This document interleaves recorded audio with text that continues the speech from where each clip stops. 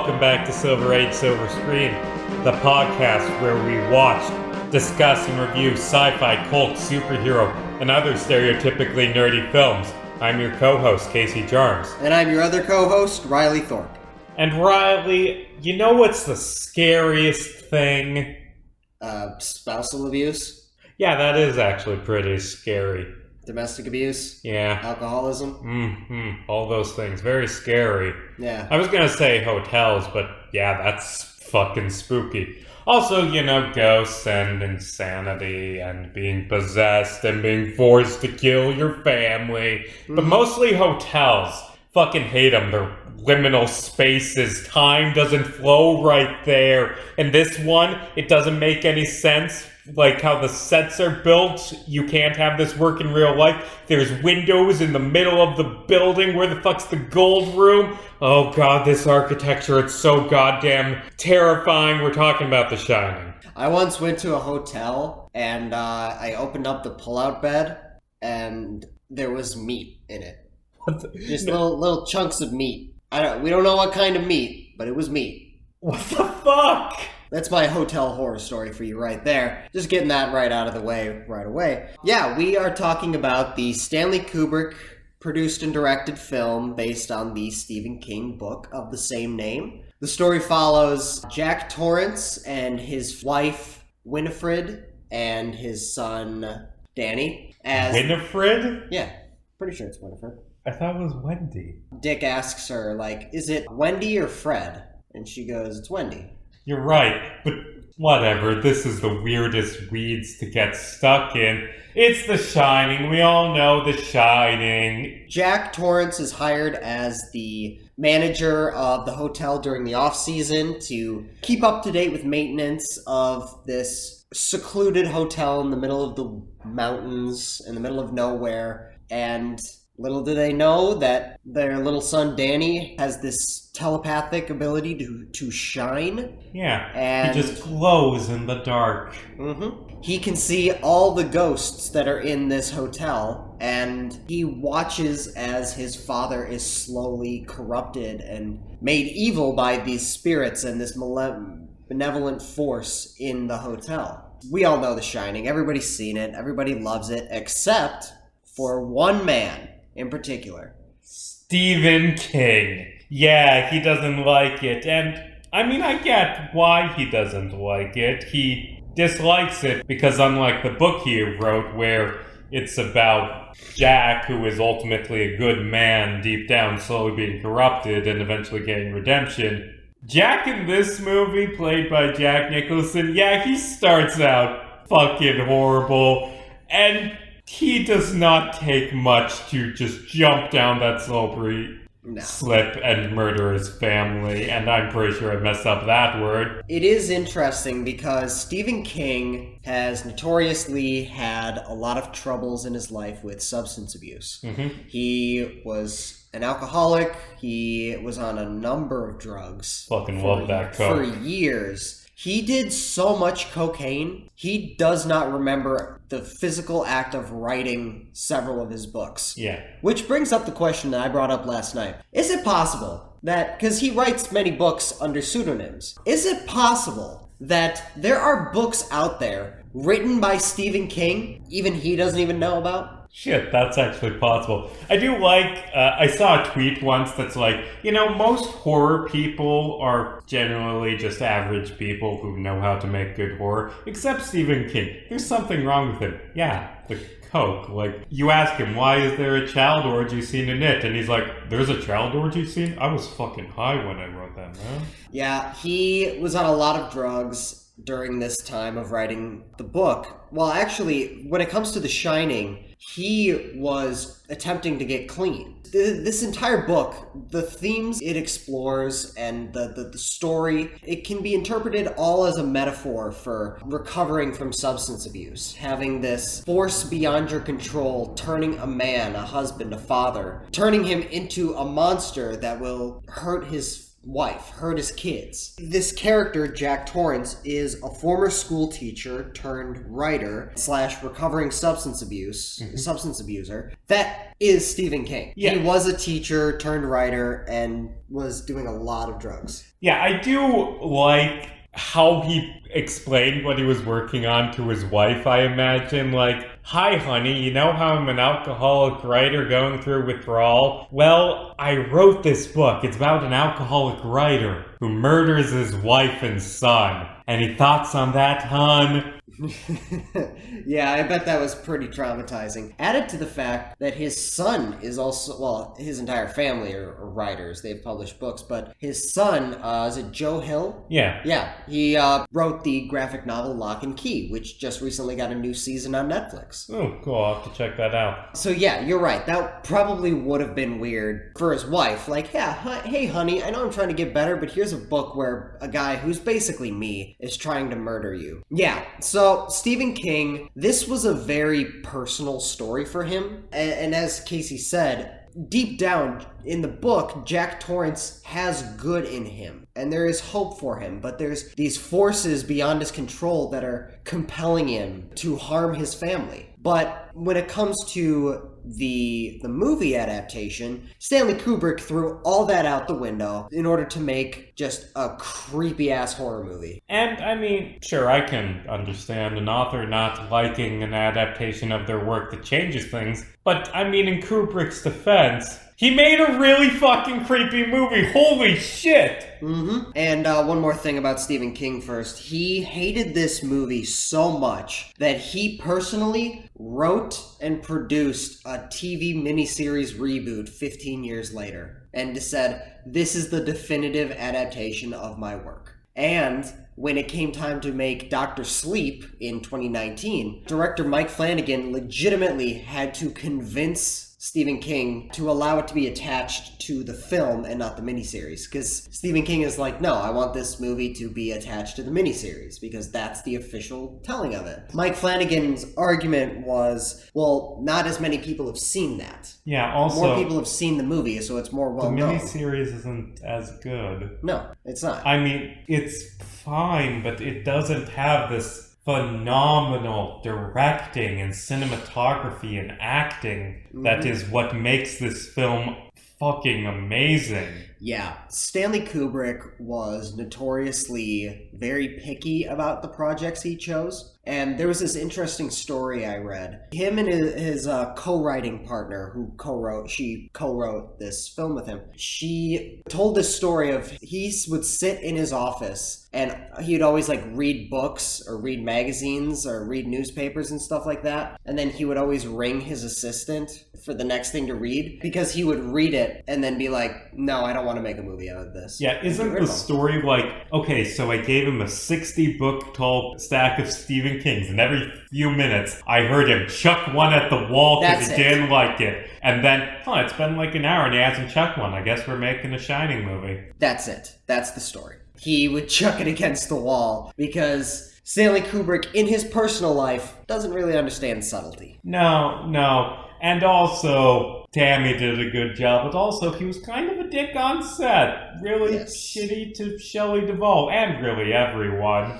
Yeah, this film had a very, very troubled production in that it was kind of a nightmare for the cast and crew, in large part due to Stanley Kubrick's perfectionist mentality, which, not criticizing him for being a perfectionist at all, but just don't be a dick about it. Yeah, there's being a perfectionist, and then there's verbally abusing your actors for the purpose of giving them better performances, you know? There's a difference, you know? Like, Shelley Duvall and the actor that played Dick Hallorann, he, verbally abused them. He wanted them to give the best possible performance in this horrified scenario, so his way is to, actually make them horrified of life. So, that's great. Jack Nicholson, there came a point where there were so many changes to the script. Sometimes it would change multiple times a day. He'd just be like, yeah, no, I have this new script. There came a point where Jack Nicholson refused to memorize his lines Because he's like, you're gonna change him. What the fuck? Why do I need to memorize him? So, this film, it begins with Jack Nicholson's character, who is also named Jack. Funny how that happened. He's gotten hired as the winter guy for the Overlook Hotel, which is so good for him, because he's a writer, and it gives him alone time to finish his book.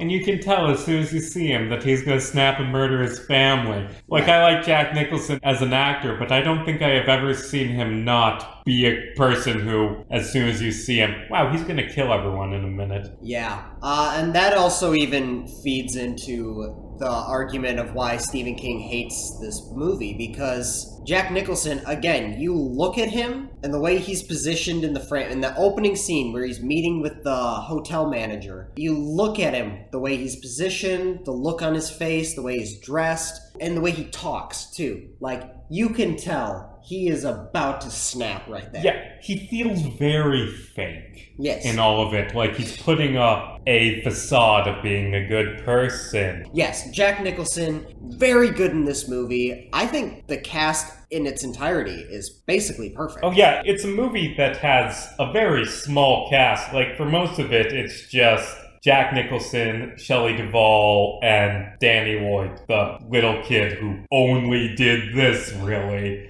which is fine. And also in a few scenes, there's Scatman Carruthers as Dick Halloran, and he's also good. And Shelley Duvall also. Yes. Like, Jack Nicholson and Shelley Duvall are both masterful in this as a terror in Nicholson's case and as someone who is terrified in Duvall's. Yeah, absolutely. In this opening scene, we learn a bunch of information in the first, few scenes. Before they even get to the hotel, we learn all the information we need. We know the setting, the situation. We know that Jack has been an abusive alcoholic. Yeah, abused his son. Also, his son has psychic powers and is having premonitions about this hotel and a river of blood coming from the elevator. And he keeps talking to this imaginary friend who might be real, called Tony, who is also him from the future, but that's not explained in the movie ever. Nope. It's been a while since I've seen Dr. Sleep, but if the movie goes into that, and I could be wrong, but I don't think it goes in it for very long. Maybe. But anyway, they go to the Overlook Hotel, and as they're going around it, being given the tour of this strange place where a few years ago Jack's predecessor brutally murdered his family. Hate when that keeps happening. Yeah. It's happened at least twice in this universe. Wonder what they're going to do next winter. But honestly, you know what I say? 2 out of 3. You know what I mean? But as they're taking this tour, Dick Halloran explains to Danny, "You have psychic powers called the Shining. I also have them. If for some reason something bad happens, not saying it's going to, it will. It will. Yeah. Just use your psychic powers to call me, and I'll save the day." I won't. I am not good at this. Yeah. But anyway, have fun being locked up in the cold mountains with your abusive father for 5 months with no contact to the outside world. I hope nothing goes wrong. Dick also warns him about room 237. He tells him never to go there. They talk about how they have this ability to shine. It's basically unexplained, vague, telepathic abilities, clairvoyancy, and people have that ability, and sometimes if enough bad stuff has happened in a central location, then places will have that evil essence. And also in some cases, like with the hotel, from what I interpreted, certain places are also able to shine, and they attract that dark nature and dark energy to it. This is mostly implied in the movie. I believe the book goes into it more. This isn't a story about a haunted hotel. It's a story about a haunted hotel. Not a hotel that is inhabited by ghosts, a hotel that is alive and evil and is drawing in these ghosts so that they can go out and get it more victims to consume. Like, the entire setting, which overall, I love the set design in this movie and how it's shot. It just feels imposing and unnatural, like you're being swallowed up in this labyrinth. This hotel is alive and it's evil and its geography changes from shot to shot. Like, they go into the freezer, and then when they come out, the freezer is on the other side of the hallway. That was all done on purpose to make the layout of the film as confusing as possible. We also get our introduction to some ghosts in the hotel. Danny is throwing darts, and he's visited by two twin girls. Yeah. Who are just the creepiest things. They're the ghosts of the last owner's murdered daughters. Come play with us, Danny. Come play with us, the twins, who aren't actually twins. Like, it's said at one point they're 2 years apart in age, but they hired twins to play them, and they wear the same outfits, so everyone assumes they're twins, but they aren't. My interpretation of that, just trying to find an excuse for it, is what he meant was they're either 8 or 10 in that age range. He's like, they're like 8 and 10. Just trying to excuse this stupid flaw in it. This does not matter even slightly. No, but I think what he meant was 8 or 10, like in a certain age range. Yeah. Also, Jack's having a fun time writing. And by a fun time, I mean it's not going well, and his wife walks in to check on him, and he just acts like a dick. Like, hey, don't interrupt me when I'm writing in this big lobby that has a dozen entrances that everyone walks through. Like, it's my own damn fault I'm getting interrupted. But if you interrupt me, then I can't write, and that makes me mad, and also could really go for some booze right now, and also I'm an abusive dick. Why are you still married to me? Yeah, honestly, for me personally, I don't think this movie is super scary. It's very unsettling and very creepy. The entire film is this slow build with well fleshed out characters and well developed tension. And if you can pull the tension throughout an entire scene as long as possible, then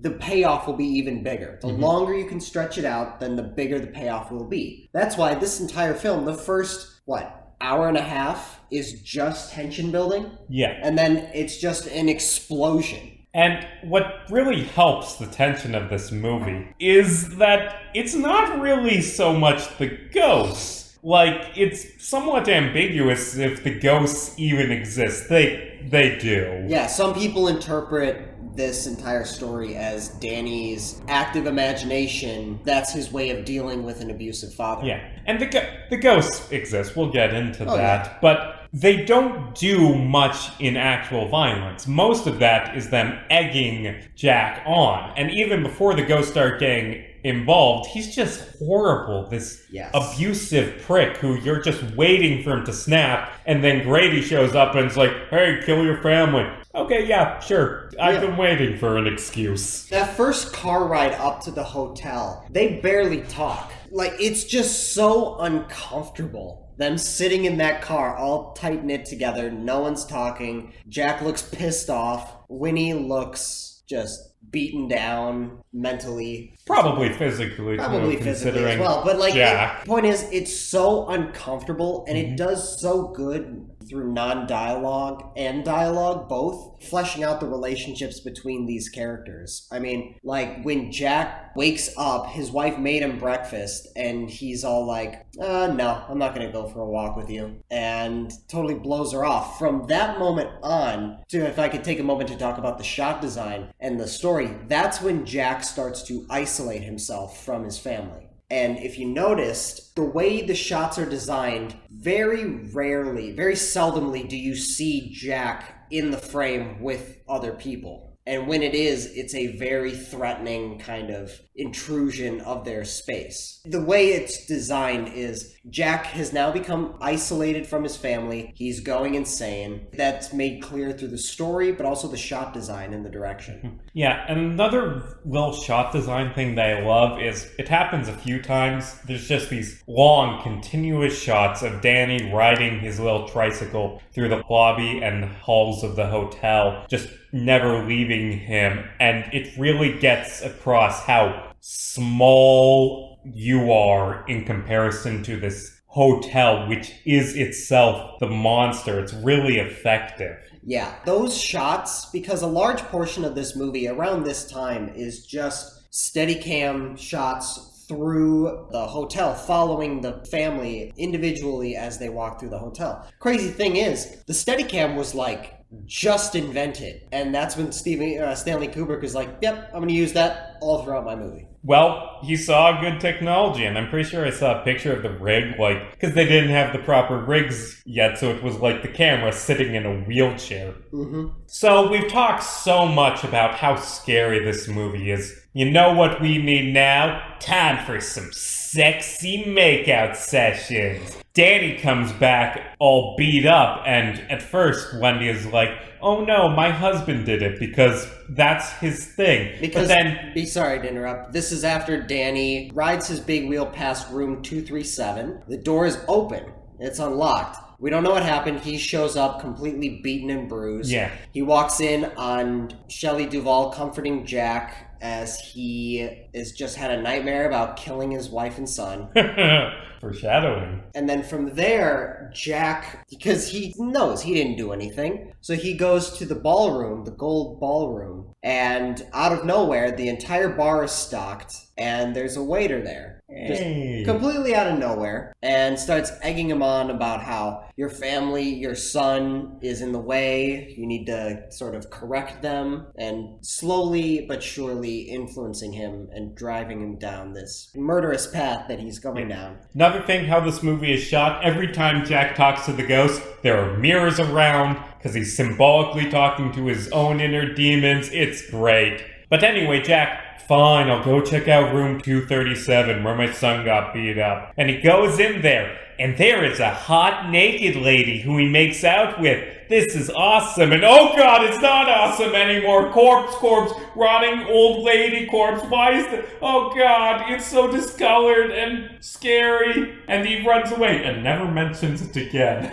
No, he does mention it, but only to say that his son did it to himself. That bruise on his neck, his son did it to himself. There's no one in the hotel. The scene where Danny is first enticed into room 237, he is playing with his toys in the middle of the hallway when a ball rolls up to him. He stands up. There's no one there that threw it, so he doesn't know what happens. He stands up and walks down the hallway, gets to room 237. The reason why I bring this up is because Stanley Kubrick achieved something very interesting. He had so much ambiguity, so well done, because ambiguity is hard to do when it comes to a great movie. There's so much ambiguity that this has led to essentially novels, magazines, articles, fucking entire documentaries, like theatrically released documentaries of people just analyzing The Shining. Mm-hmm. And people have theorized from this scene that this is Stanley Kubrick admitting that he is responsible for faking the moon landing, and this is his apology. Well, obviously. Why is it room 237? Because the moon is 237 million miles away. Actually, it's 238.9. And he was wearing an Apollo 11 sweater, which he wears some nice sweaters in this. It's just adorable. And he's sitting on the center of like a hexagon. That's the pattern that was also used in Toy Story. Yeah. Because kids get that reference. Fucking Stanley Kubrick stealing his visuals from a Pixar film. Mm-hmm. Fucking poser. This movie in general has sparked a lot of conspiracy theories, but that one in particular is worth noting, I think. And I will bring up the ball later on. So anyway, after just not telling his family about the fucking ghosts, you kind of had it coming for you to get bruised at the end, buddy. But anyway, he goes back to the gold room and he meets with the ghost of the guy who just murdered his family before him, who tells him, hey, you should, how should I put this? Murder your family. Just murder. Well, excuse me. Let me rephrase that. Correct your family. My children tried to burn down the hotel and I corrected them with an axe.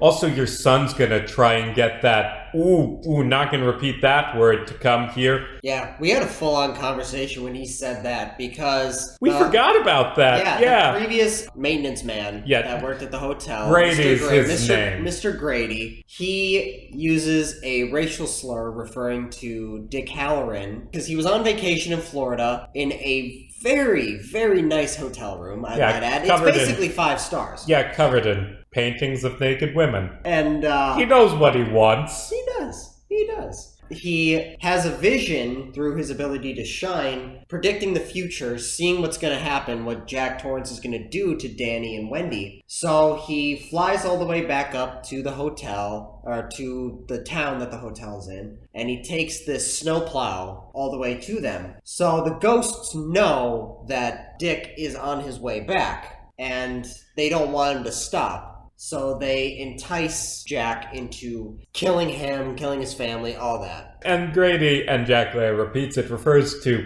Dick by a racial slur, except for, this is a weird thing to focus on, but they mispronounce it. Like, they pronounce it with the long E instead of an I. Like, does that weird anyone else out? I don't know. We bring it up because I've seen this movie like 4 times. That took me off guard. I was like, wait, that was in this movie? Forgot about that. I had no idea. It was so taken off guard. And why did it even have to be there, is my question. Because it was never stated at any point that Jack is a racist. Also, is the implication that if Dick was white, Jack would be like, oh, hey, Dick, how's it going? And not axe him? Exactly. I mean, I get why the previous guy, Mr. Grady, would, because, I don't know, he seems like an older dude, and this happened in the 1970s. Yeah. So it's like, he comes from an older time, but like, and maybe Jack, when he gets drunk, he starts letting those opinions out, but like, he allowed his son to get ice cream with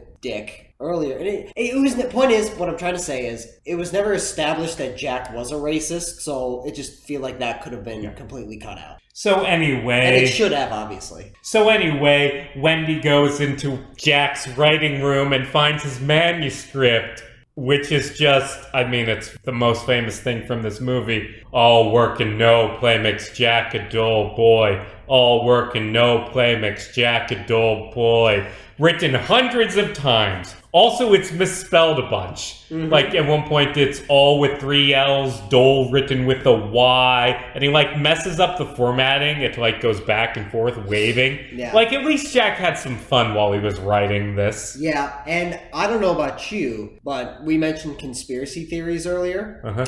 I went back, frame by frame, to analyze every single one of those typos, and I have proof that QAnon exists and is true. Just saying. Just saying. In case you can't gather from the tone of my voice, I'm being sarcastic because fuck you. Yeah. And also, I will say, that scene was a little cheesy to me when she's like flipping through the pages because the music is blaring, which music, by the way, incredible. Sound design in this movie is phenomenal. It just feels wrong. Mm-hmm. Like, speaking of tension, it feels tense. It feels like you're about to be stabbed or axed, considering the end of this movie. So yeah, the music's blaring, and I just thought it was really cheesy how this movie's like, the music's blaring, and it's this horrifying revelation, and all she's doing is flipping through papers. Yeah, I think she had the revelation at that point. Yeah, exactly. Like, I don't know. It just that those shots went on for a little while. Yeah. So Jack and Wendy have a confrontation where she's terrified. Like we said, Shelley Duvall was amazing in this, and she confronts him with a bat, and he reveals that he destroyed the radio and snowplow, so they can't get out. You're stuck in here with me. Now give me the bat, Wendy. Give me the bat. Give me the bat. Give me the bat. Give me the bat, Wendy. Give me the... Oops, I tripped and I'm falling down the stairs. Ow, ow, ow. Yeah, and in addition to tripping, he also kind of got smashed in the head. It was a home run, let's say. Home run! Actually, you know, I've heard that Wendy is a lot less scared and passive in the book, and people criticize her movie version. Movie version of Wendy is fucking badass. She smacks her abusive husband in the head with a baseball bat, drags him to the food closet, the pantry, that's the word, locks the door, and then runs to get her son. Wendy is terrified in this movie, but she still does what she needs to do. Wendy, cool. best horror movie protagonist we've had so far on this show. And again, that is not a high bar, but it... Oh, wait, Ellen Ripley. Yeah, I was going to say, what about Ripley? I'm sorry, I forgot about her because I just remembered all of the very, very bad characters from Nightmare on Elm Street. Wendy locks Jack in the pantry, and she just goes to bed.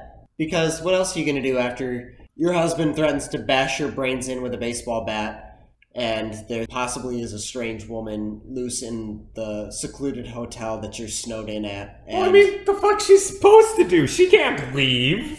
I know. And, I mean, it's not like he can open a locked door from the inside. Side note, that is really, really dangerous. Like, oops, hope no one got locked in there over the weekend and is dead when we come. Well, I guess it's full of food, so they'd be fine, but like... I mean, in fairness, they did it with Freddy Krueger's mom.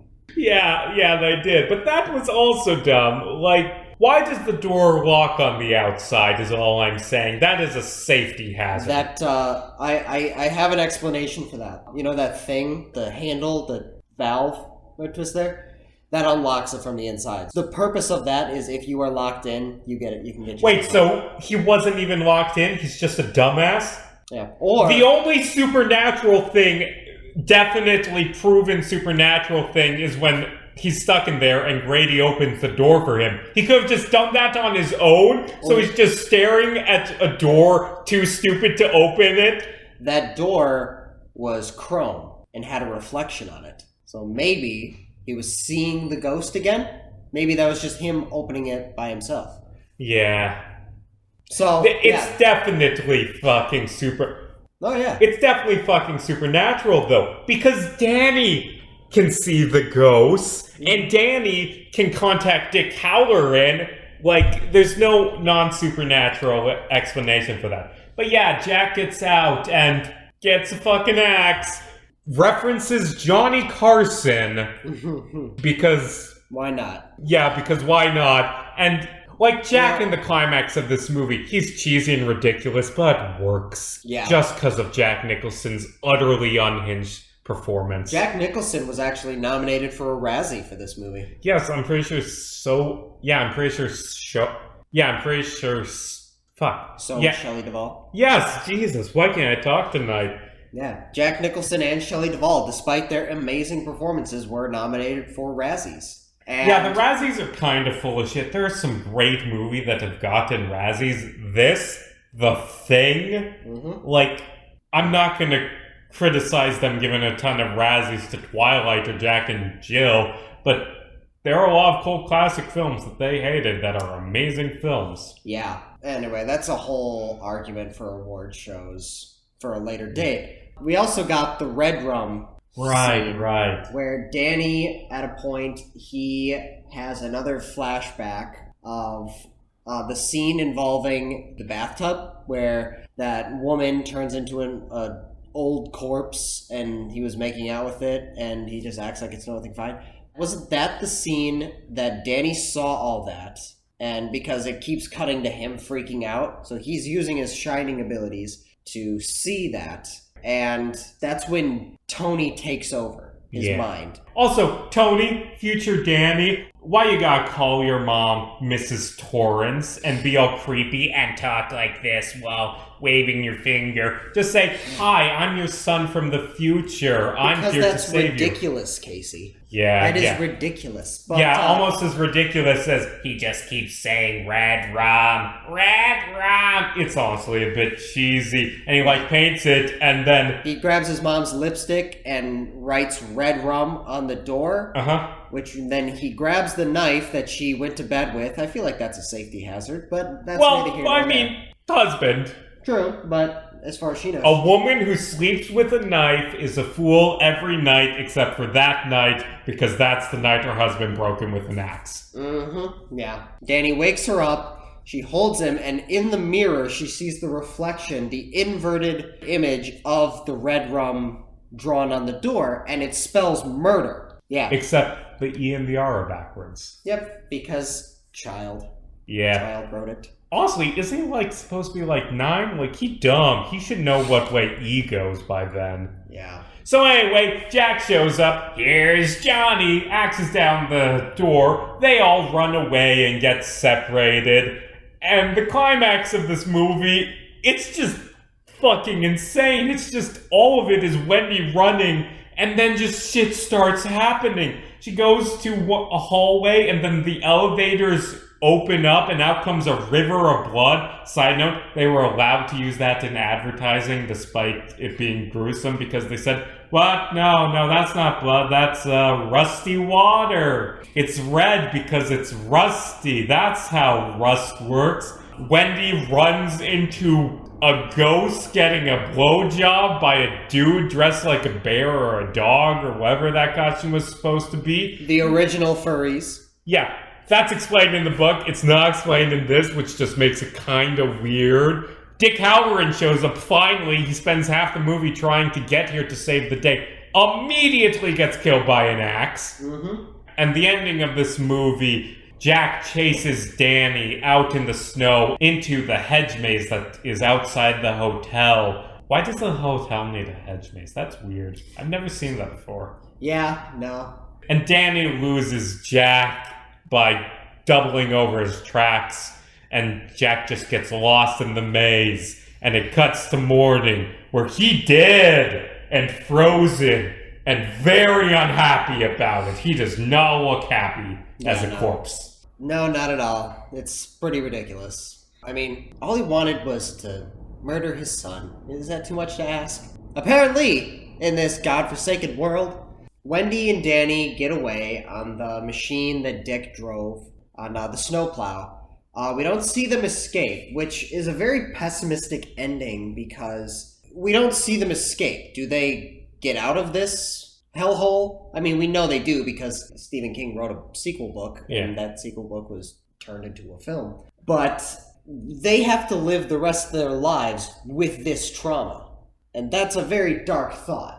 The last shot of this movie is a slow zoom in on an old photo taken on 4th of July in 1921, like 60 years earlier, where Jack Torrance is a patron of the hotel, and he's in the photo. What does that mean? Did Stanley Kubrick know what that means when he did that? The official explanation is that, Jack's a reincarnation of someone who was at the hotel in the past, who looks the same, even though that's not how reincarnation works. Yeah. And he was always destined to come back here, and that's why he says he has deja vu of the place. And I don't like that. I like my original interpretation before I knew the real answer, that that's just showing that the hotel has absorbed him, and now he's one of its spirits. And when the next manager shows up with his wife and kids, Danny will be one of the creepy ghosts who encourages him to get an axe and or a croquet bat. Mm-hmm. Yeah, very true. Or mallet. What? Croquet mallet. I don't know what... That's what was used... For context, that's what was used in the miniseries. I don't know what Instead you do in croquet. It's not an axe and it's less cool. Yeah. No, it's a fucking croquet mallet. It is... You go from axe to croquet mallet. Here's Johnny! Yeah. Oh, right. Hammer, no work on wood. Give me a minute. It'll take me some time to hammer down this wood. Just sit there screaming, ah! Okay, good. Just keep that up. It'll only take me 5 minutes. But funny thing, that's not the original ending that Stanley Kubrick filmed. It's not the one he intended, not the one he filmed, not even the first one he released. The ending, instead of the slow zoom in on the photo, originally featured, the last scene was Wendy and Danny have escaped. They've made it to a hospital. They are in the hospital beds, recovering. They've made it out, and they're safe, and they're okay. They're going to be okay. Then one of the owners of the hotel shows up and tells them, he's like, my condolences, I'm so sorry, we will reimburse you for all pain and suffering, all that, blah, blah, blah, blah, blah. They're like, thank you so much. Hopefully we'll work together to do better, deal through the healing process. Then out of nowhere, when Wendy has her back turned, the owner rolls the ball to Danny and then goes, shh, turns around and leaves the hospital. Wait, so the ghost can leave the hotel? I don't know. That ending was released in a number of theaters. And last minute, after a day or two of screening that ending, Kubrick had it all pulled. They reshot that ending of the slow zoom into the picture, and that's the ending now. But the original ending was the owners of the hotel were in on it, somehow. Was it all in his head? Was it just a conspiracy? Was it not supernatural? What the hell was going on? We don't know, but that was the original ending. I mean, what are they gaining from that? Like, what profit do they have? Just sell the fucking hotel. Like, let be someone else's problem. Yeah, very true. By the sequel, Dr. Sleep, they just close it down. It becomes this old rundown place that the evil festers and grows and... Yeah. So, what else can we say about this movie that we haven't already said? It's brilliantly shot, brilliantly acted. It's terrifying to watch. It's a horror classic. It's a phenomenal movie. Yes, it is considered by many to be one of the greatest horror films ever made. Yeah, from a technical perspective, this movie is a masterpiece. Mm-hmm. Yeah, like we mentioned earlier, the layout of the hotel, the chairs and tables are shifted around between scenes, sometimes even in scenes. Like, I don't know if you noticed, but that scene where Jack is yelling at Wendy when she interrupts him, if you'll notice, there's a chair in the background behind Jack, and then cuts to away from him, and then back to him, and the chair's gone. And it's just shit like that messes with your mind. Like, it gives this subtle feeling of the hotel being alive and something unsettling going on. Like, what's happening here? You don't get a true understanding of what the hotel is like, the layout, the physical layout of it, because in between scenes, the furniture is moved around. And sometimes there's dead people in it. Sometimes there's rotting skeletons in it. Sometimes there's furries getting a blowjob in it. You know, it is very unsettling, incredibly well directed and edited and shot. One thing I brought up to you while watching it, Casey, was for an effective horror movie, it's surprisingly well lit. Typically, when it comes to horror movies, you would think like darker settings, more stylistic lighting, not poor lighting, obviously, but like selective lighting. Like a noir type thing, you know? But this movie, like, almost every scene is incredibly well lit. Like, bright and colorful. And that's weird for a movie to be so scary while also being so bright and colorful. Well, I mean, you need that light to see this monstrous, unnatural hotel.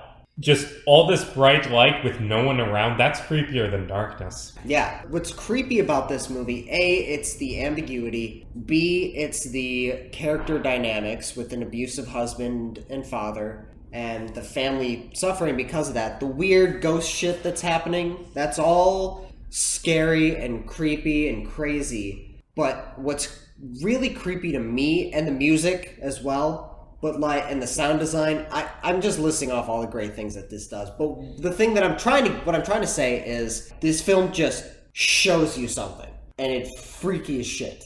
Like, it'll cut between Danny, this little kid riding a big wheel down a hallway. That's not scary. But you know what is scary? He happens upon these two twin girls that are just standing at the end of the hallway, and then it keeps flashing back and forth between them standing there and them being axe murdered.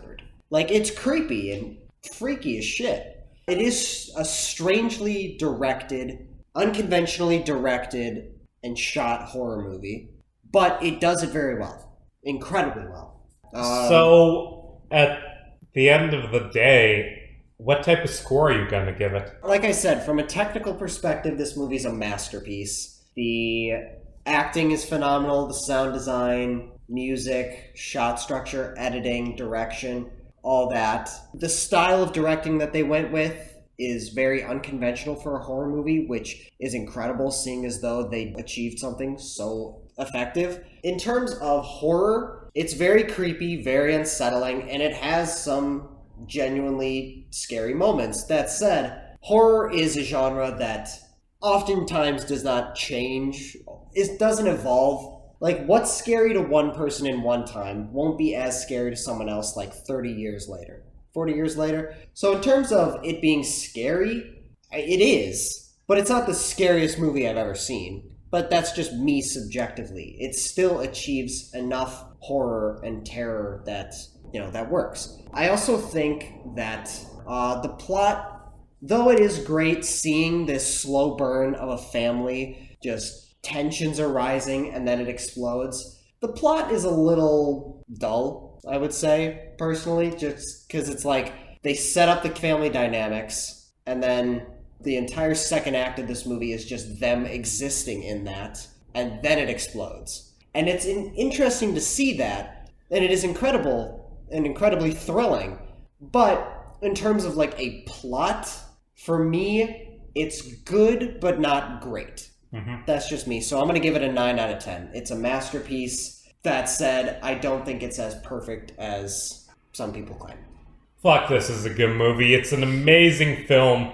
It's one of the best things, maybe the best thing I think we've ever seen. I'm giving it 9.5 out of 10. This is a great movie. Yeah, this definitely does deserve to be one of the top movies that we reviewed here. Yeah. Hey, guess what we're doing next week? We normally, before we record an episode, are like, hey, what's next week? And double check it. I didn't tell you. It's Spider-Man 2. Oh, okay. I like Spider-Man 2. Yeah, so do I. Yeah, I'm looking forward to it. Might be the best superhero movie we ever watch on this show. Mm-hmm. Yeah, very possibly. Well, we'll have to stay tuned next week to see. Anyway, as always, I'm Casey Jarms. And I'm Riley Thorpe, and you can find more of this show on YouTube, Instagram, TikTok, Facebook, and Twitter at Silver Age Silver Screen, where we post updates to the show. You can also find me on Instagram, TikTok, and Twitch at Riley James Thorpe, where you can check out all of my content there. And you can check out my YouTube channel, Riley Thorpe, where I post a lot of short films and fun content on there as well. Casey, how about you? You can find me on Twitter at JarmesCasey, JarmesCasey. Also, check out Hell of a Game. It's a D&D podcast that I host. We'll be back next week, assuming we don't go mad from cabin fever and play croquet with our families, except do it very, very wrong. Yeah. As always, I'm Casey Jarms. And I'm Riley Thorpe. And hey, it's just a movie. Don't lose your head about it, especially not to a lad.